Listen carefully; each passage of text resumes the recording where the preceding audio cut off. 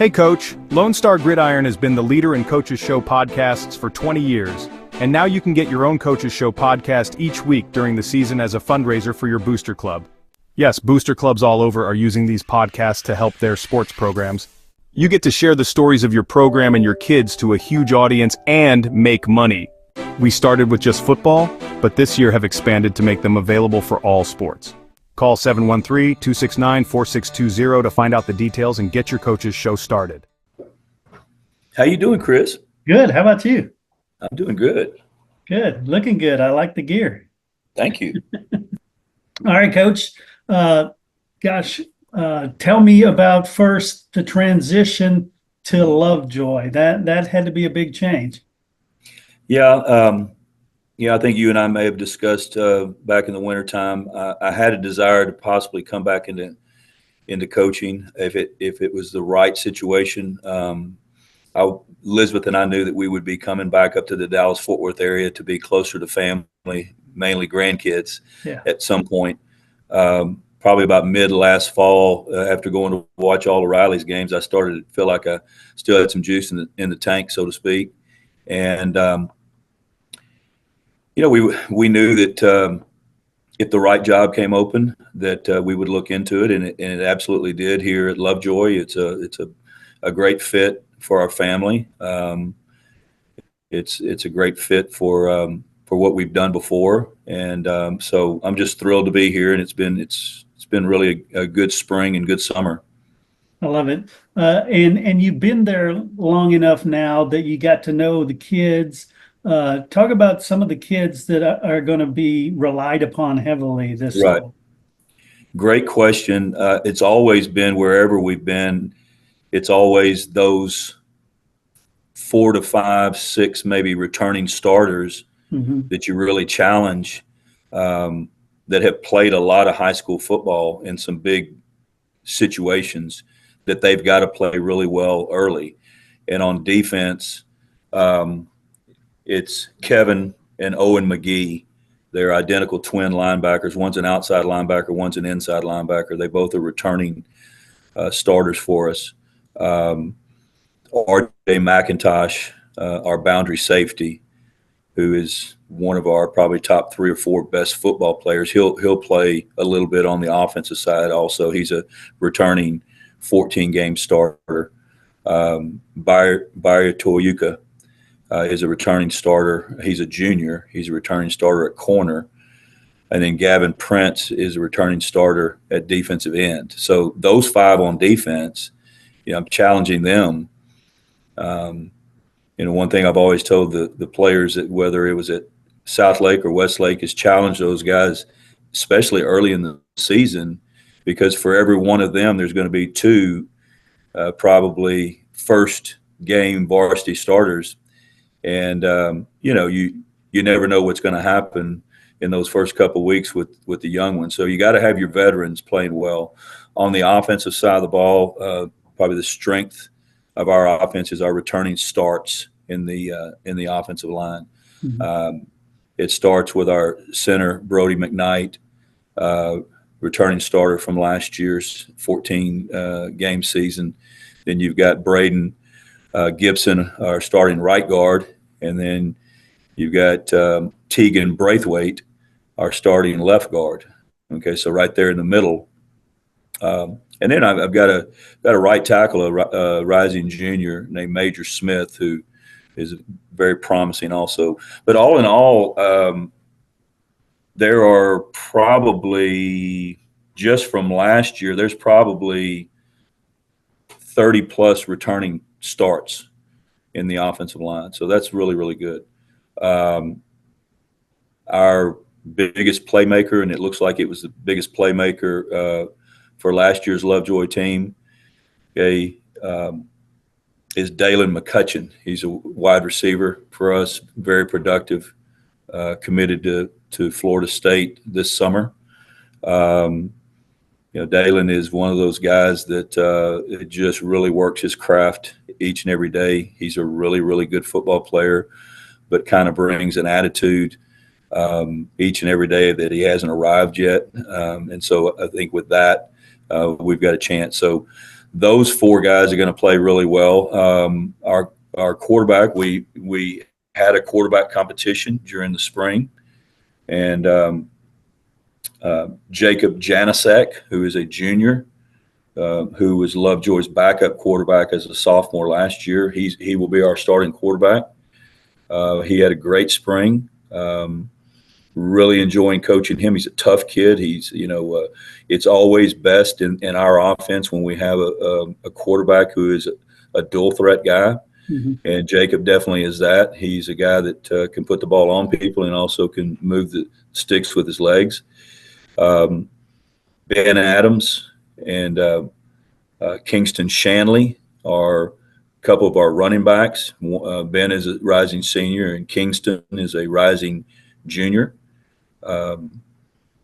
Haven't played a whole lot, but fixing to throw them to the fire. Another slot receiver for us that I'm really looking forward to have a big year. Okay, is James Beener, very versatile player for us, and then a guy that was hurt when we first got here during the off season, but got himself well and had a really nice spring. Okay, is Zane Kaczynski as our X receiver. So a lot of new faces on offense, but I'm glad that the timing was right. We got the job in early February, so I had the opportunity to evaluate our players through an off season, and then through pre-spring, and then through a full spring football practice. Which was a little different than when I went to Westlake. I got the job at Westlake on May 1st. I don't know if anybody ever remembers that, but we literally got hired on a Friday and we started spring ball on a Monday. So I had a lot more time with this bunch during the first spring. So excited about that. Nice. And what about the staff? What percentage would you say are your guys versus Legacy Lovejoy? Yeah. I have 14 total varsity football coaches, and I brought 4 with me and retained 10. Nice. So, I knew coming in, through the interview process, Katie Cordell, our superintendent, was great about letting me do the things that I needed to do. But I brought with me David Branscombe as my defense coordinator. David and I, he's been a 6A head coach. He's coached at the college level, but he is my defensive coordinator, very veteran. My offensive line coach, assistant head coach is the lone guy that came with me from Westlake. Okay, and his name is Brandon Murdoch, and then my offensive coordinator is Marshall Williams, and Marshall left the job at Timber Creek over in the Keller ISD to come be with us. And then the fourth new guy on the staff is Cole Kiefer, who coaches our linebackers. He came over from Melissa. Nice. And talk to me about the district, whole new district for you as far as a head coach. So what do you know about the district? Well, right there about the time that realignment happened, of course, I'm back in the Dallas-Fort Worth area. I'm driving to realignment. I pretty much I have my non-district game set. It was set by someone else, but I did, that was fine. You can't be trying to get non-district games 3 days before realignment. So we'll know a whole lot about ourselves, good, bad, or ugly. After the first 2 weeks, we play Lubbock Cooper week 1, and we're going to be playing them, on TV on Bally's, the football days, kickoff classic kind of deal. So that'd be exciting for our community here at Leopard Stadium. And then we travel over to Highland Park, and last time I saw them, they were playing my son's team in the third round of the playoffs at the 6A level. So, but then we get into district, and you've got you starting from north and working back down. You got Denison, you've got Anna, who defending 4A Division I state champion. You got Melissa, who's got a great mixture of kids. You got Walnut Grove, the new school in Prosper, and then you've got four Frisco schools, with one of them being Frisco Emerson, which is they were a semifinal team in the first year of their existence in 5A Division II. And so I noticed that the Dallas Morning News, and they're the ones that cover DFW football. They tagged, I don't know about this, but they tagged our district as the new district of doom, so to speak. But I don't know about that, but I do know that we got some really good teams in our league. My challenge to our players right now is what it's always been to all the teams that I've coached: is let's stay right here in the moment. Everybody, when you're 0-0 before the season starts, everybody wants to start talking about what's your goals, and everybody state championship. Well, they got to understand those are hard to come by, and that you ultimately that might happen for you if you're prepared for it. And I guarantee you, if whoever wins this district, and that's our goal, is to win our district championship. Mm-hmm. Well, I told our players, I said, if we win our district championship, well, I guarantee you we'll probably have a team that could maybe go and try to compete over 6 weeks for the big one. But because so whoever comes out of this league, obviously nowadays they take 4 teams from every league. So we want to shoot for the stars, and that would be the district championship. If you land a little bit lower than that, then you got the first round of the playoffs coming, and that may be in another district of doom, which is called Argyle, Colleyville Heritage. You got the teams out of Mansfield. You got Grapevine High. So really, really good 5A Division II teams right here in the DFW area, and we're all in Region 1 this year. So Lovejoy was in Region 2. Now we're in Region 1. So we're just going to try to stay right here in the moment. We'll get into district play literally week 3. Yeah. So we're at a 9-team district. So it's going to be really, really tough. But as I told our players, what more would you want? If you're a competitor, those are the kind of opportunities that you want. Right on. And for fans of Lovejoy, what can they expect to see different with your schemes, your versus what they've seen in the past? Well, offensively and defensively, probably offensively, I mean, they were running a multiple spread offense before. Coach Ross is an outstanding coach. He is, of course, he's who I'm following here. They did a great job. Defensively, from a standpoint, I don't know exactly what they were running on defense here before, but I feel very, very confident in what we're doing. David Branscombe comes from the same defensive lineage as Tony Salazar, and that was one of the things that why I went out to seek David. Because I'm very comfortable in what we're doing defensively and what he has done defensively, which is a kind of a hybrid, odd front, even front.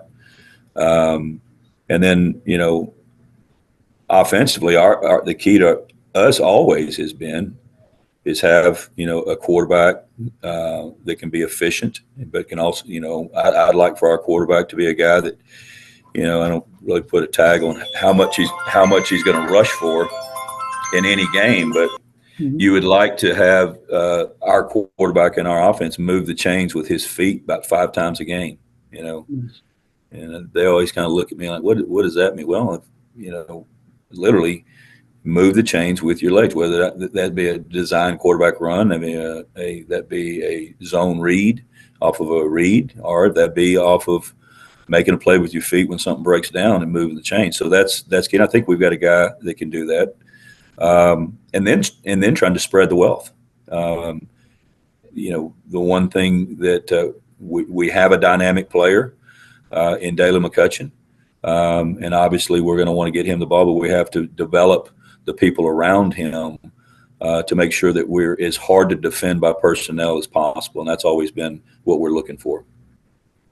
Nice. And at the top of the show, you mentioned finding the right position is what brought you here. Talk about what makes Lucas such a good environment.